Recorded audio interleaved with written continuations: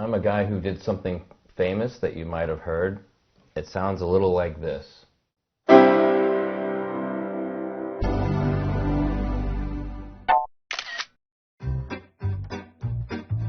This is Jim Reekes.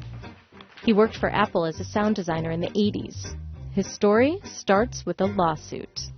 I was just trying to figure out how to sprinkle sound throughout the Mac. I did a bunch of beep sounds. That led to the Sosumi beep. The Beatles start the record label. It's called Apple. It becomes super popular. Steve Jobs starts the computer company. It's called Apple. Steve gets the rights to use the name Apple, but he promised never to get involved with music. And then there was music. The Beatles lawyers started suing because apparently the Beatles didn't have enough money. Apple had to fight that one. The lawsuit forced Apple to rename a number of files to eliminate all references to music. One of the beeps he created needed a new name. I actually said, I'm going to call it Let It Beep.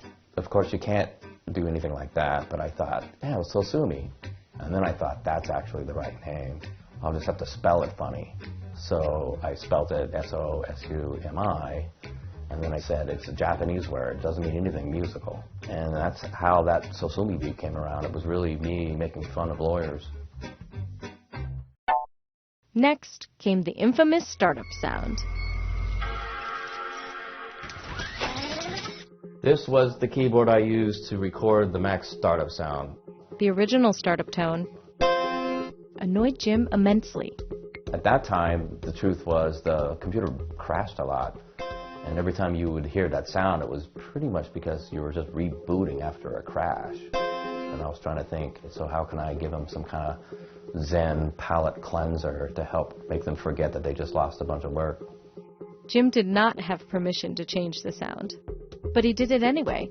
They thought you couldn't change the sound, but I happen to know the people that owned the ROMs. And I built the sound and I gave it to them and I said, put this in there. And I did it really late in the project so that it wouldn't go through many review cycles. And I snuck it in late, and that's how it got there.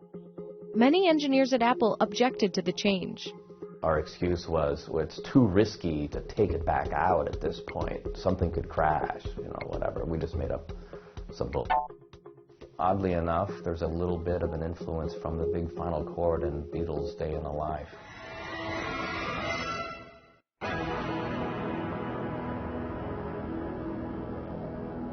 Years later, it became a signature sound for Apple. They even trademarked it. There's a few, like the Intel sound is a famous one, NBC's sound.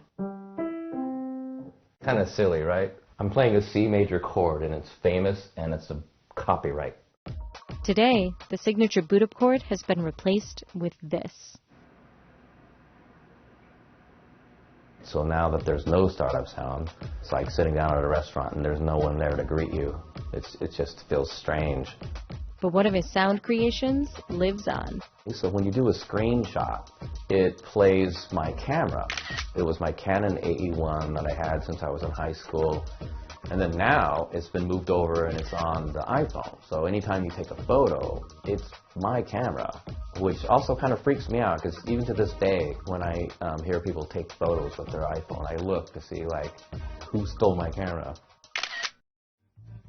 Today, Jim Reekes is out of the sound design business. Pop.